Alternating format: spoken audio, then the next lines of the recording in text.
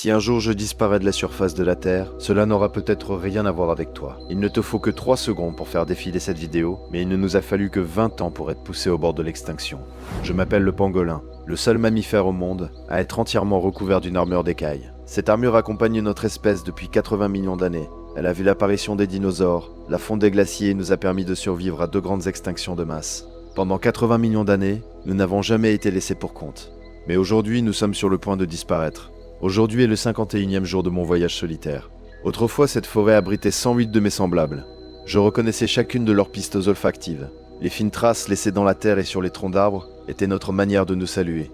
Mais aujourd'hui, après une journée entière de marche, mon nez ne perçoit plus que l'odeur de l'humus, des champignons et de ma propre chaleur corporelle. Mon odorat peut détecter une fourmi à 3 mètres de distance, mais je ne parviens plus à sentir un seul autre pangolin. Sais-tu comment nous disparaissons ? Ce n'est ni une catastrophe naturelle, ni un prédateur. C'est à cause de vous. Chaque année, 100 000 pangolins sont tués dans le monde afin que leurs écailles soient utilisées dans la médecine traditionnelle et que leur viande soit servie comme mets de luxe. Vous réduisez mes écailles en poudre en prétendant qu'elles favorisent la lactation, résorbent les hématomes ou guérissent toutes sortes de maladies. Pourtant, leur composition n'est pas différente de celle de vos ongles. Il ne s'agit que de kératine.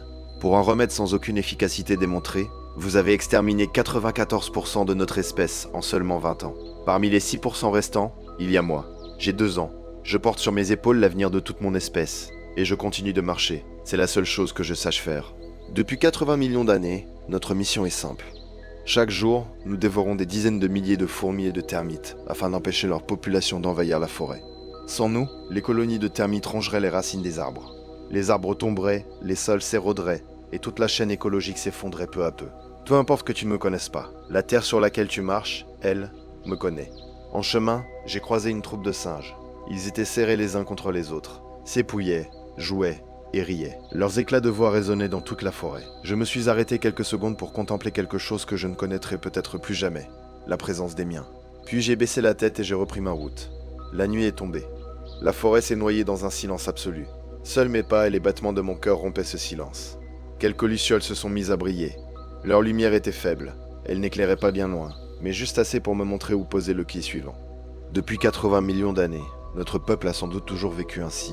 Nous n'avons jamais attendu une grande lumière salvatrice. Nous avons simplement avancé, guidés par une faible lueur, un pas après l'autre, jusqu'au lever du jour. J'ai fini par trouver un terrier et je m'y suis glissé. Le vent soufflait à son entrée, faisant bruisser les feuilles. Pour un vagabond qui errait depuis 51 jours, ce léger murmure ressemblait à une berceuse.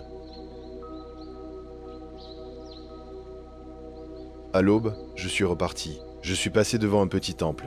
Des gens y brûlaient de l'encens, se prosternaient et priaient pour la paix, la santé et le bonheur. La fumée montait dans les airs. Lorsqu'elle est passée au-dessus de ma tête, je l'ai respirée. Je n'y ai senti aucune odeur de compassion. Je me suis demandé si les genoux qui s'agenouillent pour implorer des bénédictions pouvaient appartenir aux mêmes personnes que les doigts qui commandent des écailles de pangolin. Mais il existe aussi d'autres êtres humains, ceux qui démanquent les pièges dans la boue, qui soignent mes compagnons dans les centres de sauvegarde et qui risquent leur vie pour affronter les braconniers. Seulement, ils sont trop peu nombreux, et les commandes sont trop nombreuses. Pendant 80 millions d'années, nous avons survécu au pire bouleversement de cette planète. Mais nous ne pouvons pas résister à un bon de commande, à une ordonnance de médecine traditionnelle ou à un banquet de viande sauvage. Vous avez signé des conventions de protection. Vous avez inscrit notre espèce sur les listes des animaux en danger critique d'extinction. Mais l'encre des documents ne peut pas faire disparaître les prix affichés sur les marchés. Un jour, je disparaîtrai. Peut-être un après-midi ordinaire, juste après que tu auras terminé de lire ces lignes.